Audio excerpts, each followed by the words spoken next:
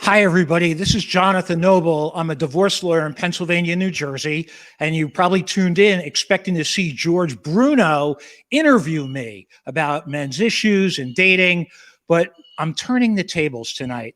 I am going to interview George.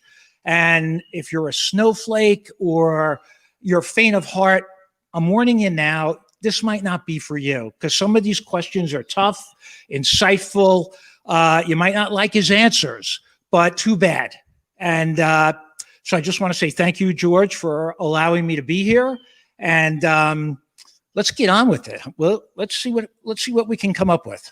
Let's do this. All right. Right off the bat, I want to go to what I call a lightning round. So I have a couple lightning rounds for you. This is just the first lightning round.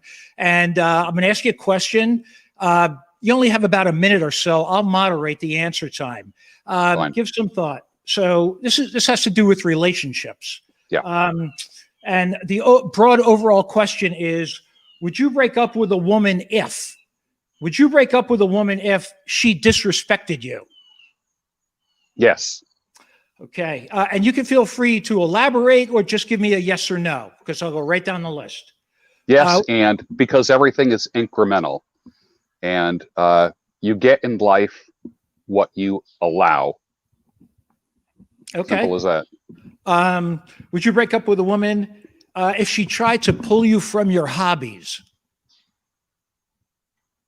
In a heartbeat. I had a life before her. She had a life before me. I wouldn't take her from her hobbies, and I sure as heck wouldn't want her to take me from mine. It's a big part of who I am. Good. Would you break up with a woman if you disliked her family? No doubt, yes. The reason being is that if there's any future to the relationship, that family is going to be part of my life. I have to deal with that. Okay. Yeah. Go ahead. What if you really loved her and you disliked her family? Then I would set some boundaries. Simple as that. Okay. I realize that blood is thicker than water. Case in point, when I was married, my wife would complain about her mother. The one time I said something about her mother, she said, "Hey, stop talking about my mother like that." I'm like, okay, I guess this is only a one-way street here. So, yeah. No problem. Would you break up with a woman if you disliked her friends? Yes, because they're always chirping in her ear constantly, and I don't need that Chinese water torture of her friends, just constantly the din of approval or disapproval. Not interested in that. Would you break up with a woman if you were dissatisfied with your intimacy with her, your sex life? And how would you approach that? I have done that before. And I'm not interested in being someone's general teacher. I think everyone has to navigate the sexual jungle of their one-to-one relationship. And I think that there is always a possibility that you could have the best sex of your life, being that most people aren't virgins. And that comes from really understanding each other. So that's going to take time. There's a lot of people who have better sex after 10 years of marriage than they do after, 1 year. But then again, there's also people I've heard, every time you have sex, put a jelly bean or a Skittle in a jar during the first year of marriage. You'll fill the jar up. After 1 year, every time you have sex, take a jelly bean out. You'll never empty that jar. Exactly. Hey, before I forget, a lot of people have asked where I am located. I'm in Glazed Over Studios in beautiful Ocean City, New Jersey on the beach. The shop is owned by my surfer girl, Jennifer, and she's kind enough to allow me to use it for a live stream or two. And I just wanted to give her a shout out. So next question. Makes a great studio. I like it. Yeah. It's just a great look. Yeah. Thank you. A lot of people ask me, are you in a restaurant or no, it's a painting pottery studio. Beautiful place. So if you're in Ocean City or thereabouts, Jennifer's wonderful, the staff here, and she's kind enough to let me use it. Next Thanks, question. Jennifer. Next question. Would you break up with a woman if she was not on board with you becoming the best version of yourself? She probably wouldn't make it till sundown, most likely. Next question. Would you break up with a woman if she was not becoming the best version of herself? If she let herself go and didn't see light at the end of the tunnel? I wouldn't pursue a woman in the first place, so I'd never have to break up with her. Okay. I only like people who are en route to becoming the best versions of themselves. Let's say you dated somebody and they fell off the tracks and just said, I'm not into this exercise stuff, gained 50, 60 pounds. Is that the end? I like to think that if it's marriage, it's for better or for worse. I like to think that because I lean more towards commitment and old-fashioned, but I realize that's dated in 2020 and moving forward. But I would gently encourage her. I would see the role that I play in it, if at all, without becoming a codependent and thinking like it's my fault. Right. Yeah, we don't want to play those games, that's for sure. Yeah. Would you break up with a woman who is reckless with money? Oh, yes. Especially if it's my money. Okay. What if it's her money and she's completely reckless with it?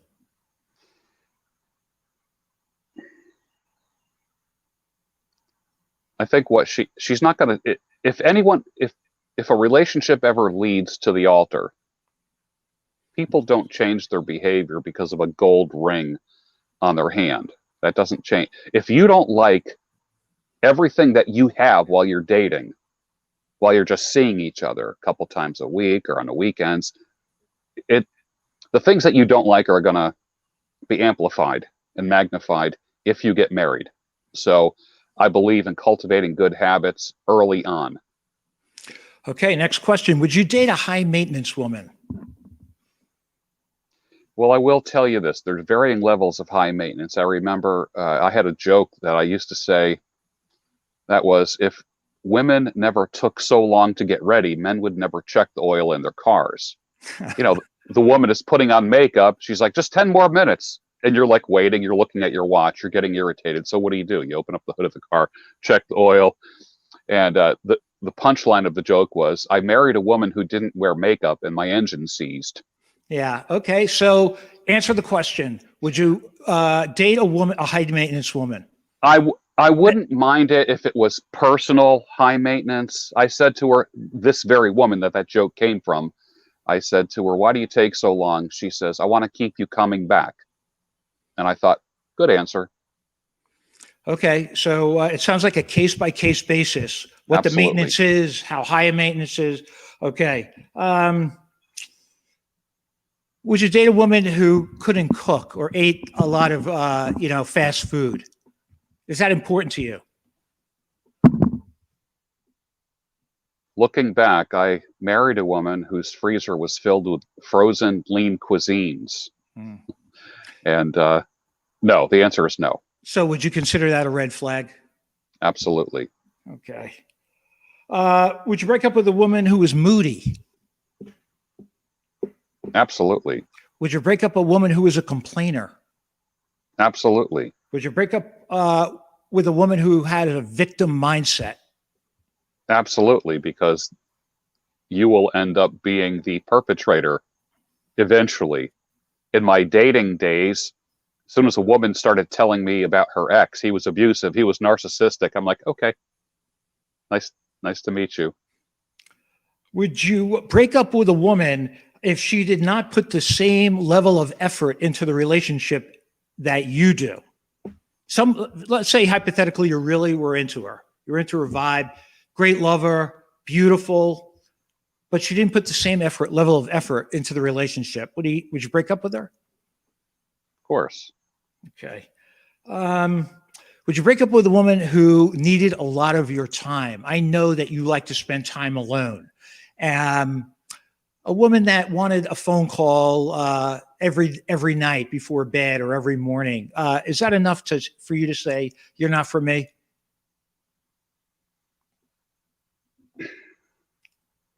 I'm just reflecting on the relationships that I've had in the past. And I've never been in a situation like that, but I do like my time alone. And that's got to be understood right from the get-go. That doesn't mean I'm going to,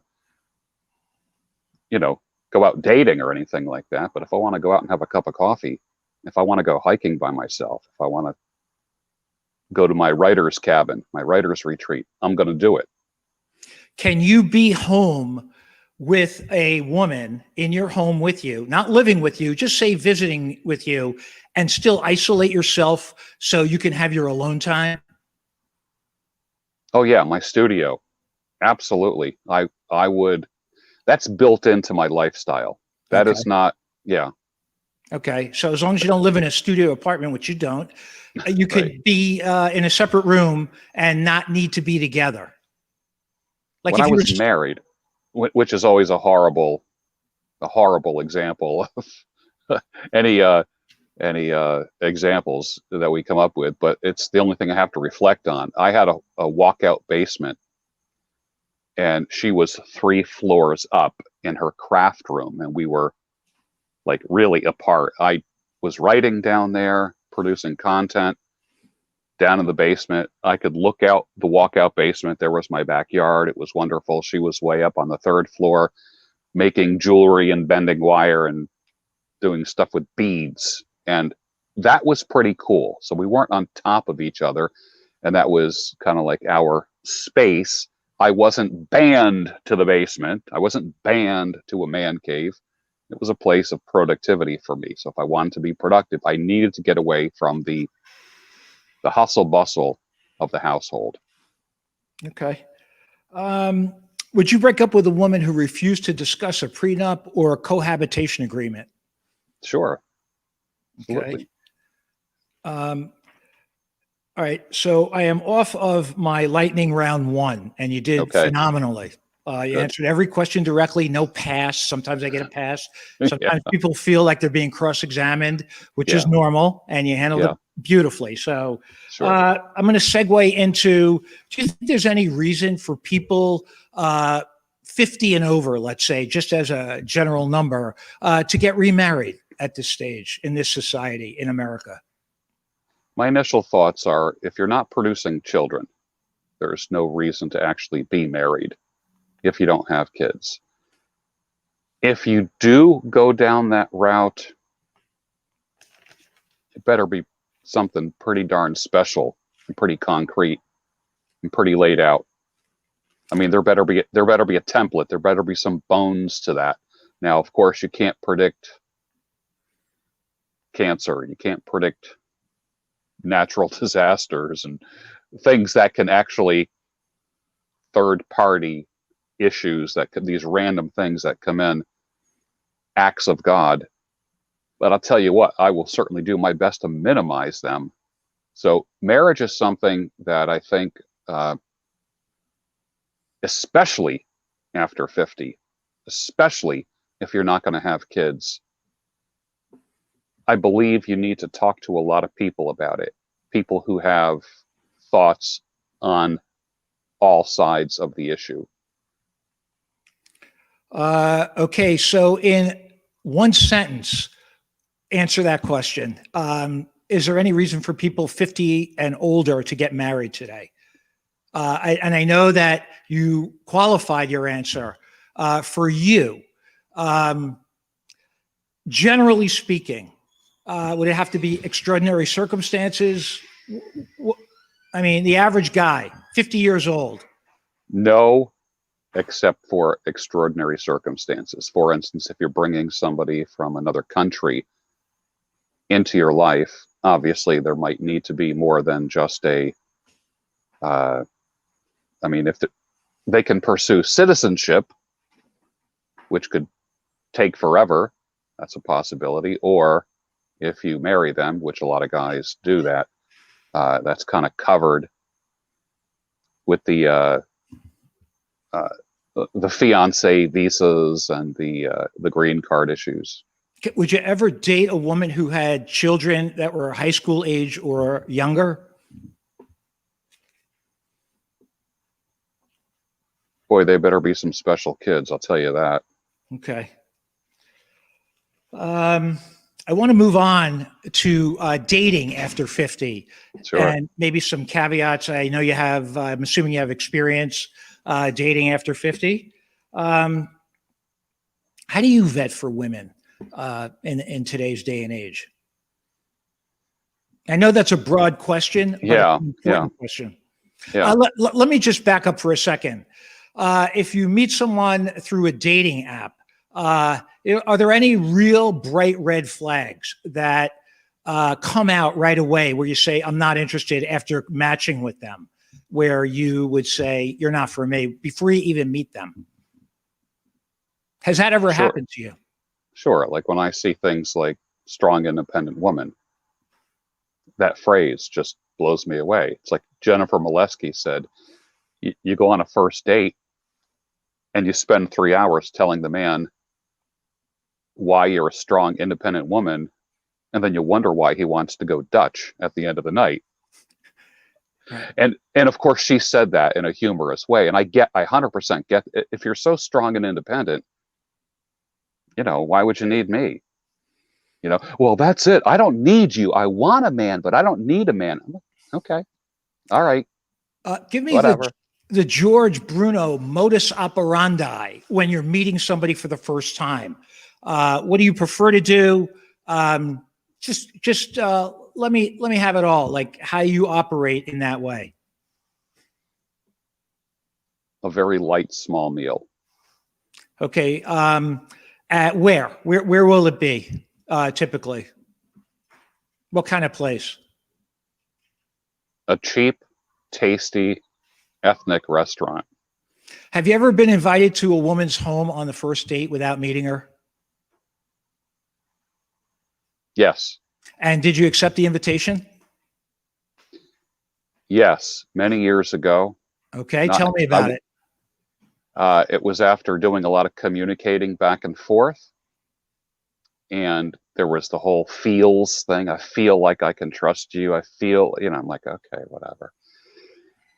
And I wasn't necessarily looking to bond at a deep level, as they say. I'm looking for a deep connection. No, yeah, okay. Was the date successful? How did it go? It was successful. There was very few second dates after Okay. things like that. Although it didn't hurt to see what kind of arrangements people have, what their kitchen looks like, what their living room looks like. Are they covered with cat hair? Do they have 9 cats? Do they drink 2 or 3 glasses of wine while I'm still finishing my first? Okay. Things like that. All right. Have you ever invited a woman to your home on a first date before you've met her? On a first date? No. First or second? Maybe second. And did they accept? Yeah. And everything went well? Everything was fine. Wonderful. Have you ever met women who will not meet you or demand to be taken to a certain restaurant on a first date before you've ever met them? And if so, would you like to send a message to any of that demographic? They want to go out first before. They want to go out to the restaurant of their choice or to an expensive restaurant before you've ever met them. Has anyone ever asked you that? I'm shaking my head no. When people say, I see this thing, an ideal first date would be a nice dinner, having wine. I'm like, come on, man. Come on. Outback is for girlfriends. Fleming Steakhouse is for wives. That's the way it goes. So is that a bright line rule? No way. Like, is that a red flag? I don't even want to meet you. Or do you say, look, I'll meet you at a ethnic restaurant for a light meal? Yeah, that's pretty much a huge hell no. And what I do is I set the pace for the relationship, and I'm the one who chooses. I choose. Okay. If I don't get to choose, then it's coffee, meat for coffee. Small investment of time and money. Okay. Have you ever had a woman ask you out and say, look, I'll pay, but I want to go here. It's all on me. Yes. And did you accept? Yes. And was it fine? It was nice. Okay, It good. was nice. Yeah. Good. You ever been catfished on any of these dating apps where the woman doesn't look like the pictures that she posted, or there's some level of dishonesty around what she posted? Well, that's, I guess, yeah. I guess that happened before that was actually being called catfished. I had to recently learn what that means. Someone had to explain that to me. I wasn't really up on the lingo, but yeah, sure. The pretty girl from here up, and she's built like a bowling pin, and then you meet her and you're like, okay, yeah, that's the same face, but no wonder there wasn't a full body picture. Right. I'm not sure what information's on the dating apps right now, but I know guys have to give their height, and I think women do too. Is there a weight portion of that profile too now, as far as you know? And if there isn't, do you think it should be instituted for both men and women to give a clearer picture of dimensions? I want full body pics. I don't care so much. I mean, like I weigh more than I look because I have a lot of muscle mass. Okay. So when I stand on a scale, my BMI says I'm obese. I'm not obese by any stretch of the imagination. I'm just very solid. Right. Okay. Now with women, they don't necessarily have that same issue. I want to see a full body pic. And I want to see a recent one. And I do appreciate women who say, all my pics are within the past year, or all my pics are recent. And some women, they're good sports by doing that. They know what guys are looking for. And to me, if you're not showing a body pic, you're hiding something, obviously. Will you even match with a woman that isn't showing a full body pic, a full recent body pic? I have no interest in a woman if I can't see her body. Okay. We're going to go on now to lightning round 2. Are you ready? Bring it on. You're on a desert island. You get 3 books and 3 albums. Let me have your 3 books and your 3 albums. Feel free to elaborate if you like. Yeah.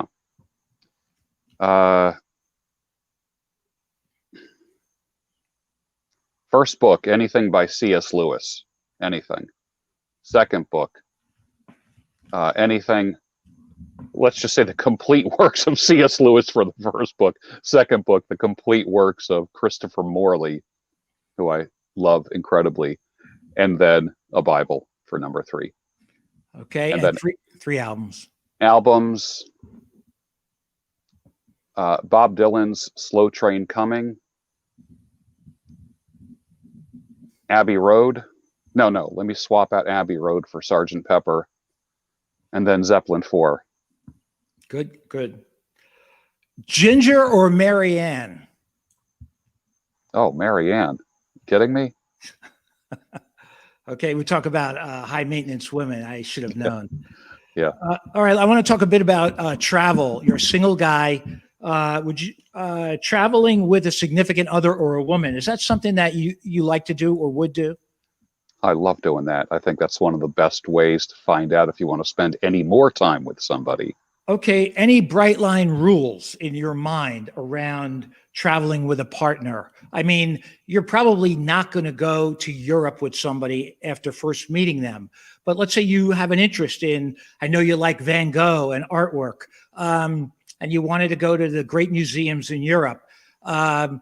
Number one, how long before you consider traveling with a partner? And 2, any bright line rules around that?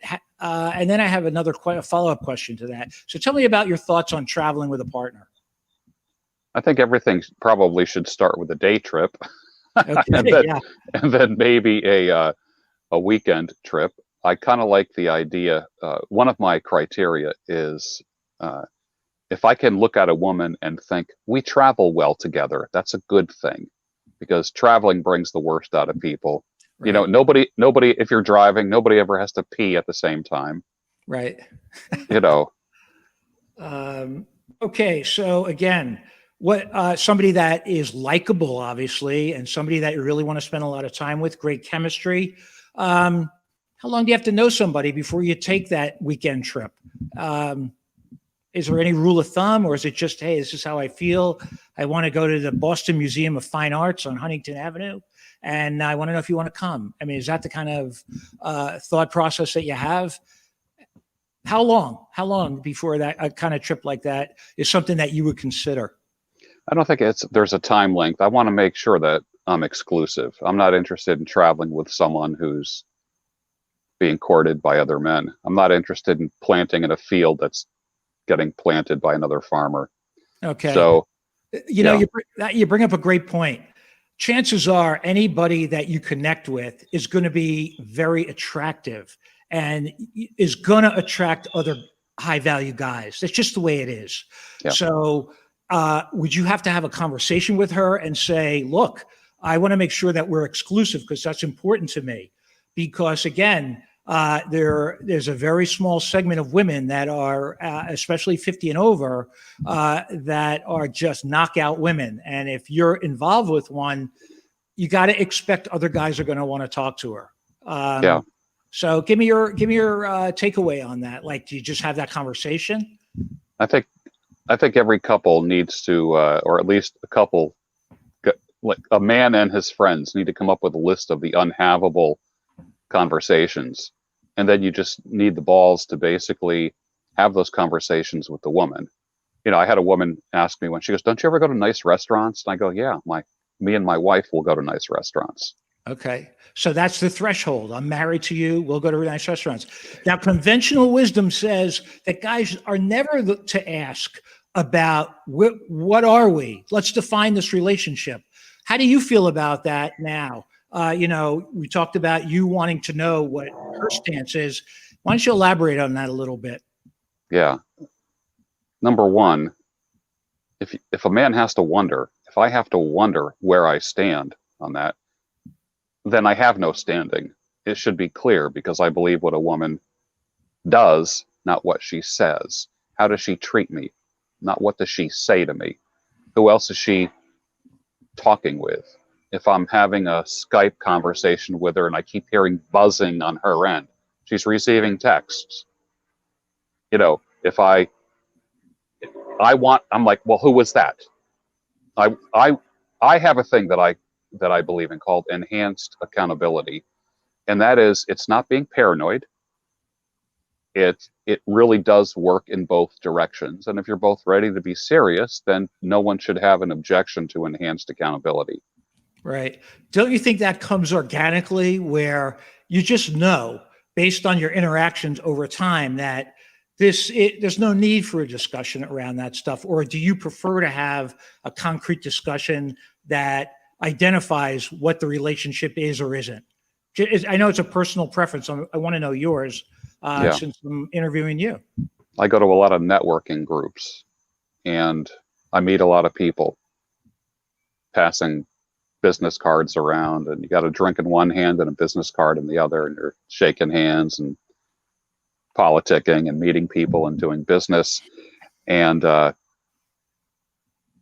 always said that if there's no picture, it never happened.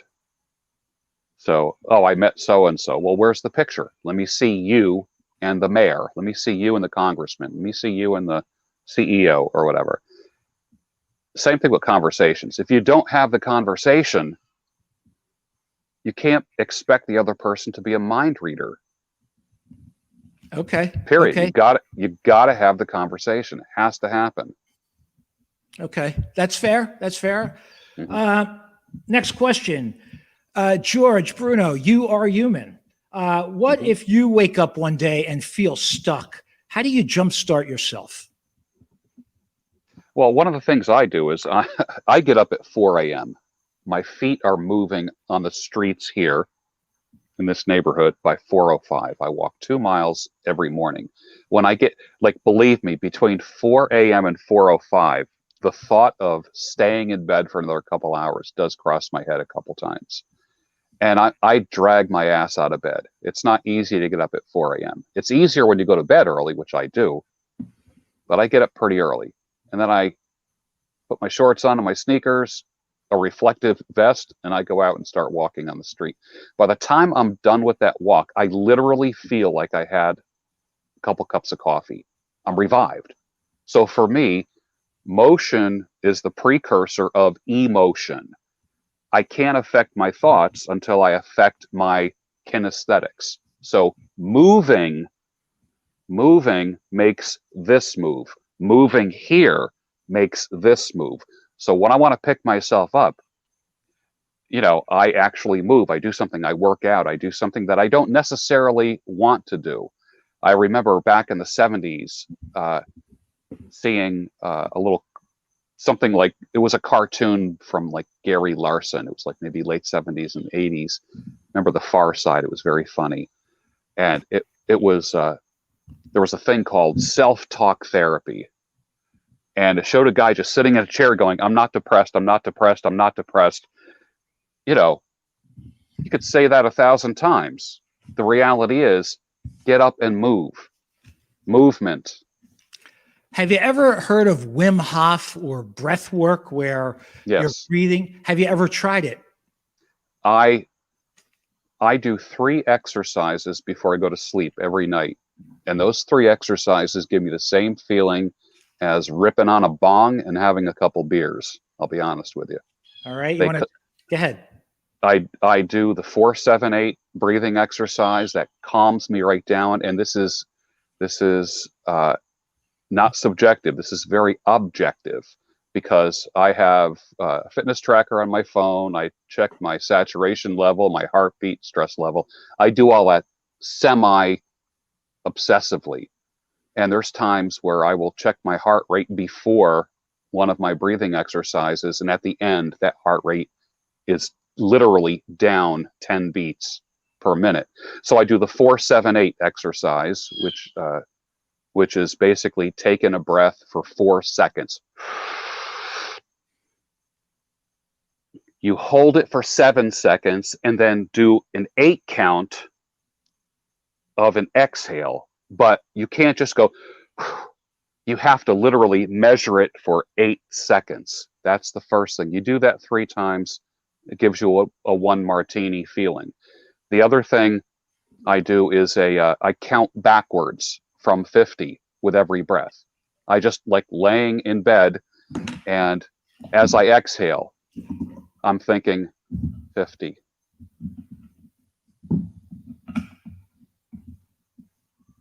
49. And I go backwards. I never, ever made it to 20, ever. And if things really don't work out, then I do a breathing exercise that will guarantee that I'm out within 5 minutes. But I only use that if I can't sleep, if I have kind of like a mid-nocturnal insomnia, and then that just puts me back out. But Right. if you do all 3, it's like you just smoked a bowl and had 2 beers. I'm not kidding you. Right. I'm a big believer in Wim Hof method and breath work and cold therapy. It's a game changer. It just is. Sure. And I highly recommend it to anybody who wants to hear about it. So, and that's very consistent with what Anthony Robbins used to teach. And a lot of people think, this is hocus pocus and woo woo. no Bullshit. way. No way. Anthony Robbins used to talk about changing your state. Changing your state. I remember being introduced on stage. I've been a public speaker for years. People would say, and now we'd like to introduce George Bruno. And I would just like walk up on the stage as if people owe me an applause.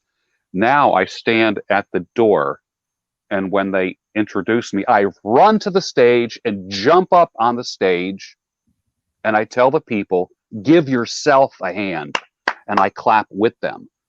Energy, changing their state, because they've been sitting there drinking coffee, having a sugar crash after coffee and a bagel in a conference center or a hotel room somewhere. And, especially if there's a bunch of speakers, my God, nobody remembers. If there's 8 speakers at a conference during a day, nobody remembers all 8 speakers. I want to be the guy that they remember. So the way that I do that is to change their state. Huge believer in that. Absolutely. Good. Okay, moving on. If you could have only one meal for the rest of your life, what would it be? One meal.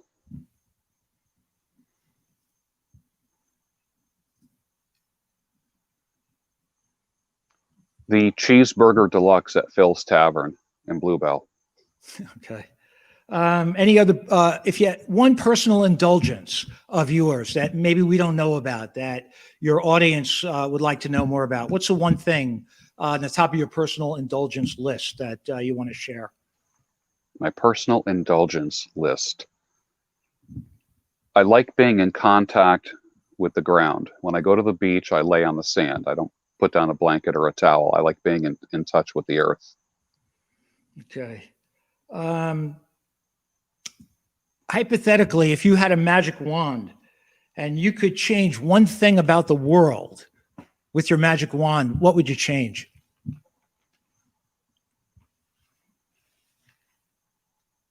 That's a really good question. Gosh, and it's a good question and a hard question. The good questions are always the hardest because I told you this wasn't going to be day at the beach. Yeah, definitely. That everybody would have sales ability. Okay. That everyone would know how to not lose in life by being able to close a sale. If everyone could sell, I'm a huge believer in sales training. Okay. Sounds weird, but yeah. Great. All right, it's going to get a little tougher now. Same magic wand, George, and you could use it to change any one thing about yourself. What would it be? What are you going to use that wand for? To be less emotional. Okay. More rational, less emotional. Okay. Same magic wand, and this goes out to young guys and young women. You had the magic wand, and you could change anything about how they view the sexual marketplace, and dating. What would you instill in these folks? Use your head, not the bed. Okay. You could have dinner with any 3 people, dead or alive. Who's at your foretop dinner table? Boy, that is a good question. That sure is. I told you. Yeah. This is not going to be easy. You might feel like you're being cross-examined, but you're helping your audience, and I hope they appreciate it. I would like to sit down with C.S. Lewis. Huge insight he's given me over the years.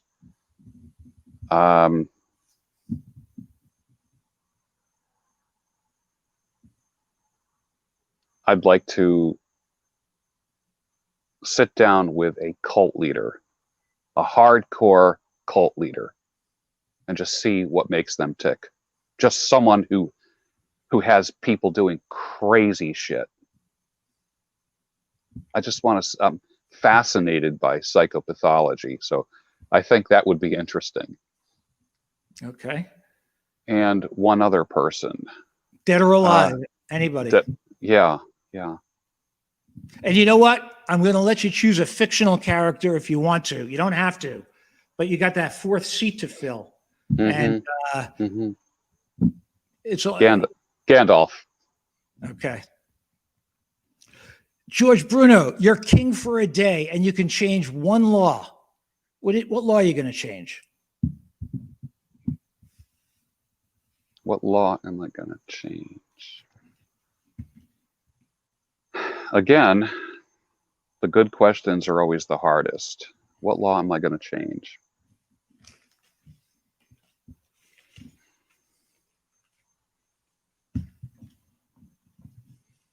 or a series of laws? Well, the question was framed a law. Let's A not go law. overboard. You get to change Okay, one law. You're king one for law. a day. Mhm. You don't need a Senate to approve it, a House of Representatives. You get one law to change. What does George Bruno change? I do not like elections for judge retention, and I can't stand 10-year terms for Court of Common Pleas judges in Pennsylvania. Okay, good answers. We're going to move on to an important subject. I'm not sure, and I'm not sure it's important, where you are in the red pill community or the manosphere, Mhm. but I would like to understand your position on what it means to be red pilled, and does it benefit the population as in aggregate to be red pilled? So, first question: what does it mean to be red pilled? I have used the euphemism to be awakened. I use that quite often. When anyone sees me use the phrase, the word awakened, an awakened man, that's me avoiding the phrase red pill, because now everybody's red pilled. You're red pilled about politics, red pilled about this, red pilled about that. And I agree with many prominent figures in the men's community that being red pilled, the original red pill, is a man being awakened to how the world is, not how he wants it to be. And it's a man who has a reality check, who's not living with his head in the clouds. He's not living like uh, a romanticist. He's not living like an idealist, but he's not negative. It doesn't turn him into an asshole. It gives him a superpower in the same way that learning a martial art does. But you only use that martial art when you really need to. If you get a black belt and use it just to go beat people up, then I doubt the reason why you got a black belt. If the red pill turns you into an asshole, you took the wrong. You might have taken a suppository and not the red pill. That's how Okay. I like to look at it. So my thing is this: the red pill literally gives me an understanding of the world. It helps me understand how people work. It's not being the, I'm going to freak a lot of people out right now when I say this, being the man that has gone his own way. And a lot of people don't know that about me, but I've gone my own way. But I don't wear that on my sleeve. There's not a sign hanging around my neck. I'm a sovereign, independent individual. And for me, the red pill has given me power. It has made me realize that this man is not a victim, and that I play in the role, or I played a role in the demise of my marriage. I play a role in the demise of anything that happens. I take full 100%, as Jocko Willink says, extreme responsibility for my life, every failure. Nobody is 100% blindsided. Somehow, some way, if I talk to you long enough, I can see the roots of that blind side. Okay. I want to change topics for a second on a topic I happen to know a lot about, which is divorce and family law. Mhm. And my understanding is that you coach guys and maybe women as well Yeah. around marriage and divorce. Do you get consults about marriage? Somebody that's considering getting married and whether or not they're doing the right thing. Is that something that you do? I get more, I'm the guy, I think I told you this earlier, that promotes divorce more than I do marriage. So I'm not interested in the should I marry this girl space. I am interested in should I divorce this woman space. As I said before, I would rather see a man be divorced and separate what God never put together and be happy. And if he has kids, at least the kids have a chance of having a happy mom and a happy dad, rather than two miserable people under the same roof. I am not so sure that every marriage that's together was a marriage made in heaven or something that God put together. So I am the guy that coaches men to start to explore if you should be divorced or not. I am pro-divorce for and let me qualify this. I'm pro-divorce for marriages that never should have happened. I don't believe that you can get married on a whim because of emotions, because you were horny, and then several years later wave the magic Jesus wand and bless it, and make it something that it never was or will be. And that's what people know me for. Okay. Think for a second. George Bruno is giving a course in marriage and pitfalls that's required for every person in this country to take before they're issued a marriage license. Mm-hmm. What are some of the things, some of the takeaways you want these folks to know about vetting before they get married? Is there a set of bright line vetting things that you want to make sure that people understand before they get married? I am known for saying date long, marry slow, divorce fast. That's what I say at least a couple times a week somewhere, somehow in social media. Okay, as a follow-up, let me ask you this before you go on, and I want you to go on. Define date slow. Define marry fast, or divorce fast, marry slow. What is fast? What is slow? Is it calendar, months, or days? Is it a gut feel? Because we want to try to give people something concrete so they don't end up in my office. Okay. Yeah. We want people to start thinking outside the box, outside conventional wisdom, outside what they learned under their own roof growing up. So go ahead. Yeah, I'm a huge believer in 2 cycles of birthdays, holidays, anniversaries, seasons. I like 2 winters, 2 springs, 2 summers, 2 falls, 2 birthdays. You might have met her, men, while she was taking Lexapro. And, it could be you marry Dr. Jekyll, you date Dr. Jekyll, but you end up being married to Mr. Hyde, or Mrs. Hyde, I should say.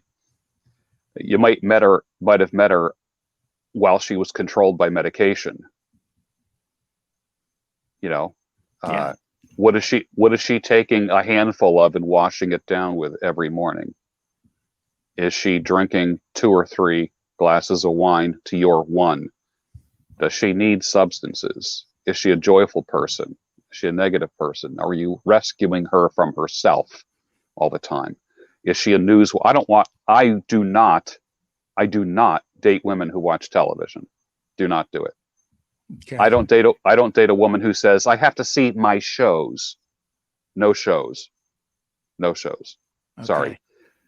I don't date news junkies. Not interested in that.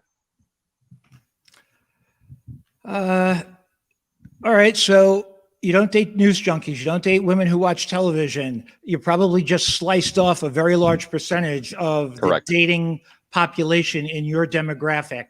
Correct. If George Bruno could build the perfect beast, the perfect woman for him, top 5 things you might look for, and how you could vet for that. What does she do in her spare time? Okay. That's number 1. Does she read? Does she create?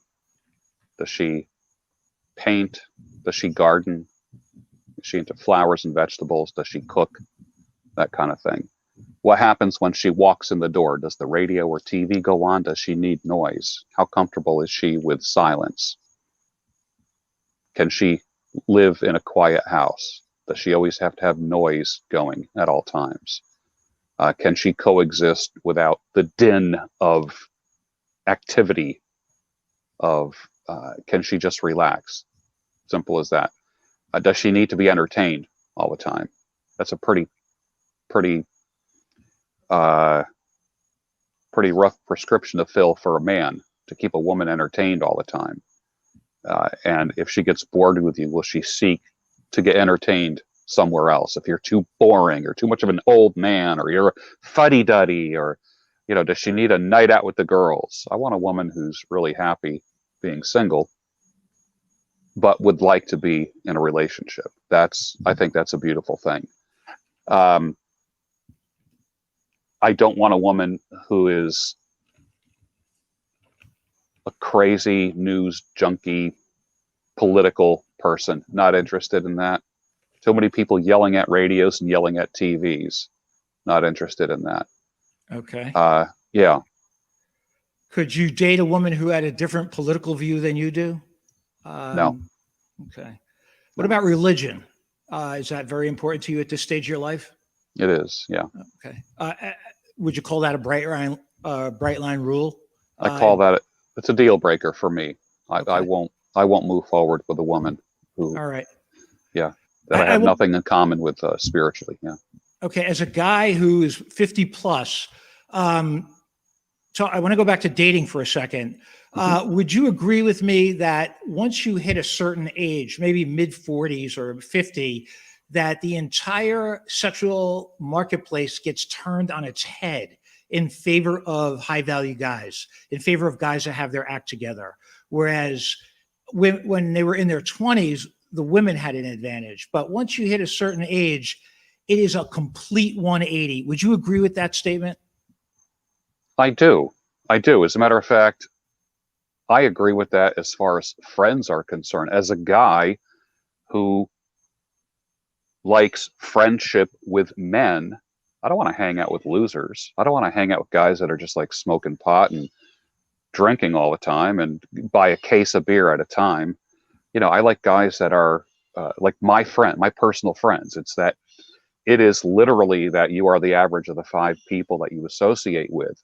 That's what I want to be like my friends. I don't want to be the top guy in my circle of friends. That means I'm in the wrong group of friends. I want to aspire to certain people. So some of my friends make a lot more money than me.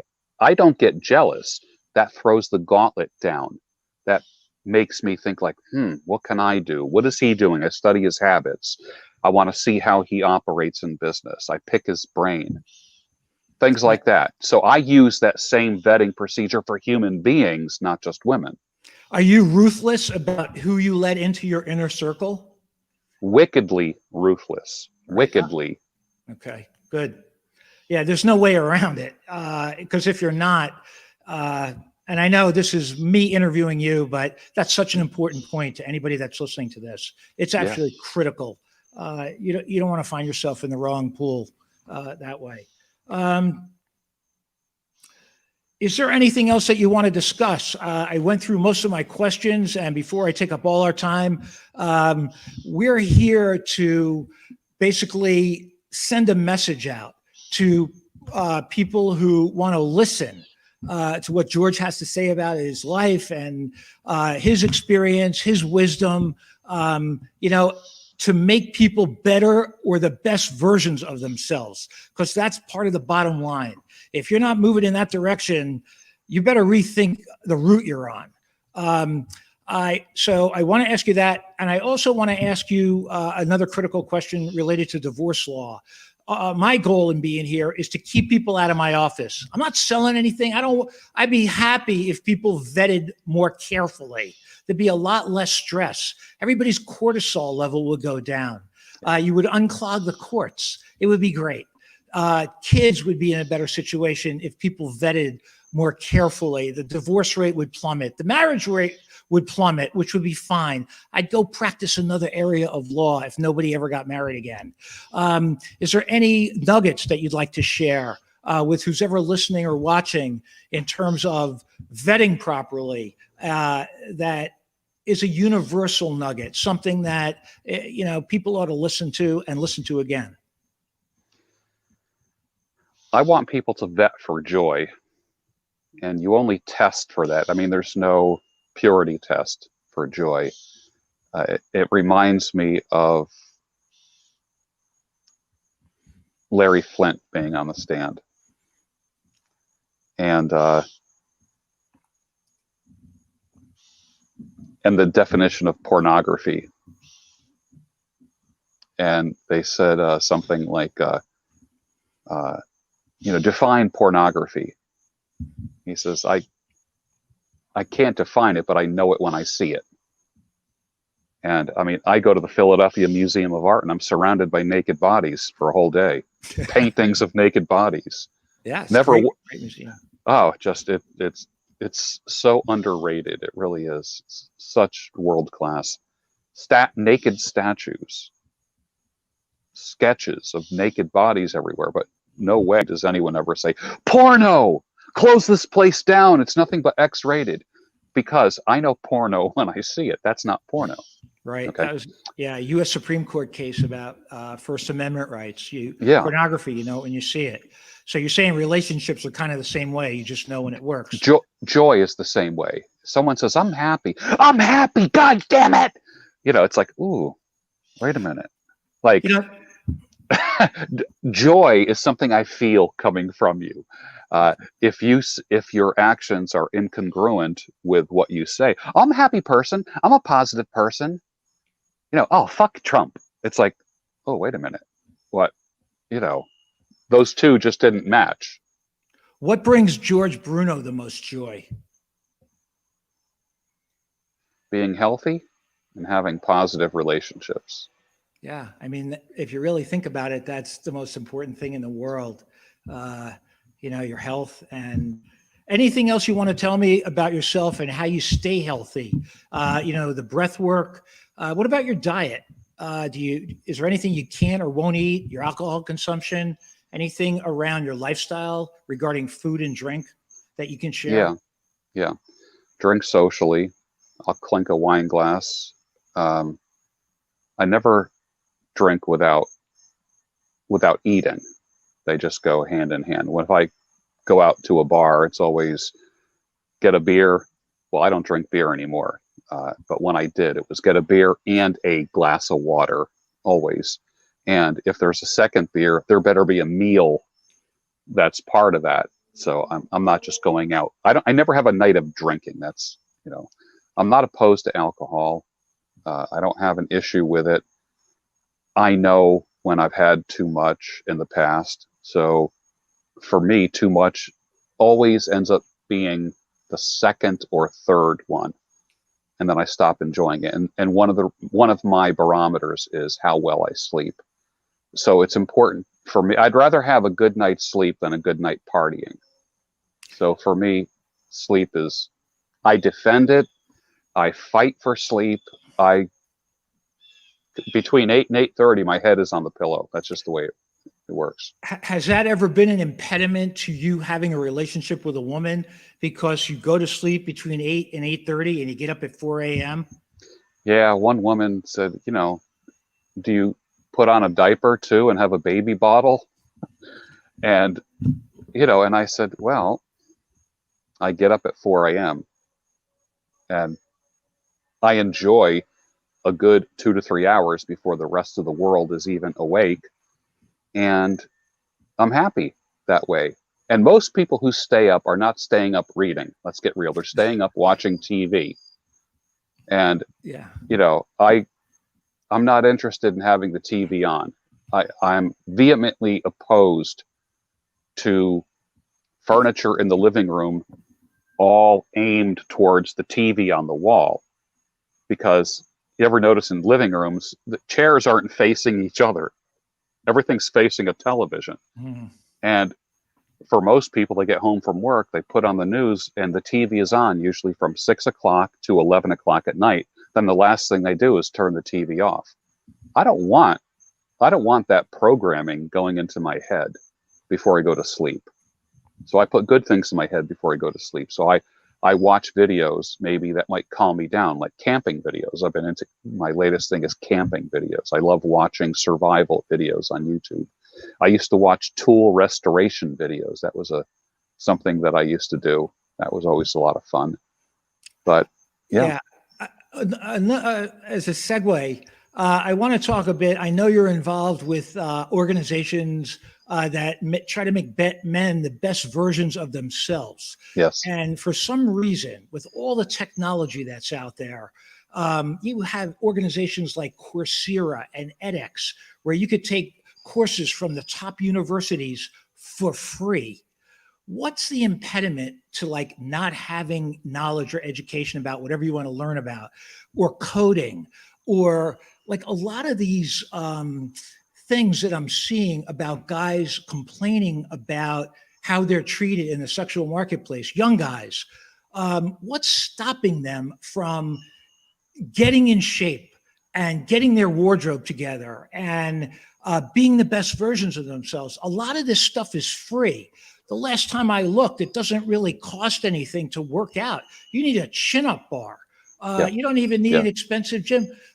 And you need to have good stuff at the end of your fork, organic food, no more McDonald's. Like, what's the problem here? These guys could go up a few points, if I understand this scale correctly, without cost. Like, do you have any insight into what's going on here? It befuddles me. It's beyond my comprehension. All it takes is desire and action. Why don't you weigh in on that? I've always said, if someone just gave you $1,000 and said, use it however you want, you could buy a flat screen TV.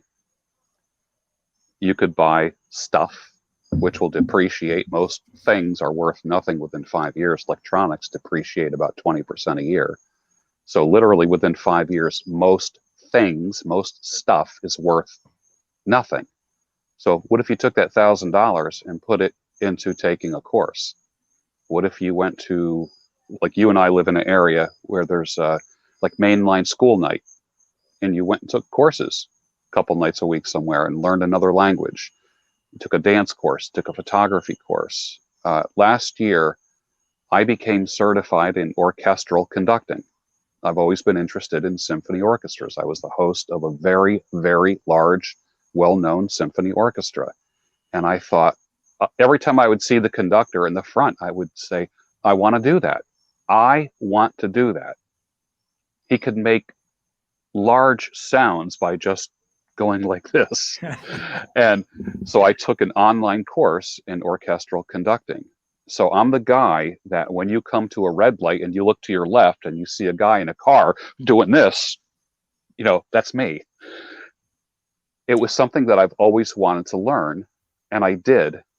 And will I ever use it? I don't know. I'm not sure if I'll ever be a maestro somewhere or a conductor somewhere, but what's going to spark people to do what they're passionate about? Because, and I'm not an expert in what a 25-year-old guy or a 20-year-old guy is going through, but from what I'm gathering, they're complaining about things that they can help control. And that can be maddening. It's like your body fat is like in the 20s, and you want women who want guys whose body fat is below 15%. Like, what's going on here? This isn't making sense. As a counselor or coach of guys, and maybe women too, what's the problem here? Is it just lack of willpower? Like, how do you get that aha moment in their head? Because it doesn't really cost anything. You just have to want to do it. Is it a question of how badly you want it?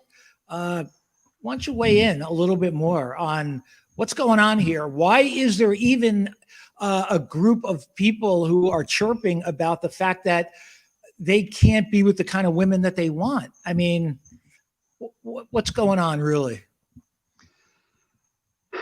And I know that's a broad question, but let's move the needle a little bit if we can. Yeah. If just one guy goes on a keto diet or starts to get jacked and he sees different results, this was worth it. Sure. I am of the belief that when you pursue excellence, excellence pursues you. In other words, just by virtue of your good habits, you're not going to attract slouchers. You're not going to attract people that abuse their bodies. I work on my body. I work on how I look. I try to be groomed, and not obsessively, but I want to be handsome. I want to be appropriate for my age. I'm not trying to be something that I'm not. I just want to be the best me that I can possibly be and work with what I have. I don't have this thick head of hair. I started receding and thinning out. So, so what? So then I get a shorter haircut and comb it a different way. But I've been blessed with a massive beard with great genetics for a good beard. You So were you work, first online when God was yeah, giving out beards. yeah, You and Greg Adams, man, yeah, exactly. you're rocking. Yeah. And Rich So Cooper, he's got a great beard yeah, too. great beard, great beard. So I'm jealous. here's the thing. I think that like I said at one point, when you pursue excellence, excellence pursues you. Sometimes that excellence comes in the shape of a woman. Sometimes the excellence comes in the shape of a raise at work. Sometimes it comes in the shape of a business opportunity. Sometimes it comes in the shape of a connection, an introduction to someone, because I'm of the firm belief that you're one person away from the one person that can change your life. Always. So my receptor sites are always open to meet people. And one of the ways that I do that, one of the ways that I practice excellence, like when I go to networking meetings, I need to just get a t-shirt that says, who do you need to meet? Because when I greet people, I say, who do you need to meet tonight? And then I will physically take them over to somebody and say, this is so-and-so, I want you to meet them. And I connect them, and then I walk away. And then usually during the week, I'll get an email that says, hey, thank you for introducing me to so-and-so because we just struck a deal or we're doing a collaboration or some kind of alliance. So and Malcolm Gladwell talks about that. There's a class of people that he calls the connectors. And that's what I am. I am a connector. I connect people. And that's just part of me pursuing excellence. All right, that's awesome. All right, my last question to you is: I know you love coffee, and you're a coffee aficionado. Mm-hmm. Even the way that you prepare your coffee, the way you mix your cream into your coffee, has become iconic, for lack of a better word. It is. What kind of coffee do you drink? What's your preferred coffee? And do you buy whole bean or is it pre-ground? Why don't you tell us everything? I rarely ever have pre-ground coffee. So I will buy, if I'm going to buy a locally roasted coffee, I go to Chestnut Hill Coffee, which I really enjoy their coffee. That's not far from us. I like Sumatra coffee because it's got a low acidic content. I also roast my own coffee. I purchase green beans from Sweet Maria's. People send me green beans and I do different levels of roasting. And for me, I'd rather have one good cup of coffee than a whole pot of mediocre coffee. Yeah, I think any coffee drinker would agree with you on that. It's one of life's simple pleasures. So yeah. Awesome. Anything else you want to add before we wrap up? No, that's it. That was a good talk. Very few people have pulled that much data out of me in such a short period of time. You have a lot of followers around the world that are curious. I ask questions for a living, and I thought it was a good opportunity to go down the rabbit hole a little bit and try to understand things that you might be able to explain to me. I'm very curious about it. So thank you. Thanks for the opportunity. That's all I have today. Oh, that's fantastic. Well, let me just kind of introduce you to the audience. You and I live in an area that is, I like to say I'm 4 miles outside of Philly. You're even closer. Yeah, right. To the city line. Yeah, like a 5-iron away. Yeah, from absolutely. the line, and so it's very convenient, and it lends itself to a wonderful cultural life. And now I'm at the beach in Ocean City. Here at Glazed Over Studios. I wanted to thank Jennifer again for allowing me to use her wonderful studio here. Yeah.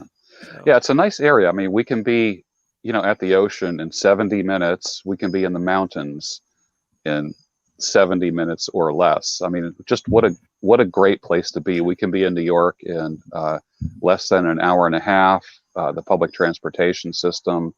Well, especially New Jersey. New Jersey Transit is phenomenal. It's clean and fast. It's nice. Absolutely. And I was surprised to see that you lived in my area, because when I was like, well, where are you from? And Pennsylvania. And I'm like, oh, where in Pennsylvania? And then I'm like, my Lord, we're probably no more than a mile or two from each other. So that was kind of neat. Yeah, absolutely. Absolutely. Maybe we can do one of these on the Wissahickon Trail. And Oh, that would be fun while yeah, drinking coffee.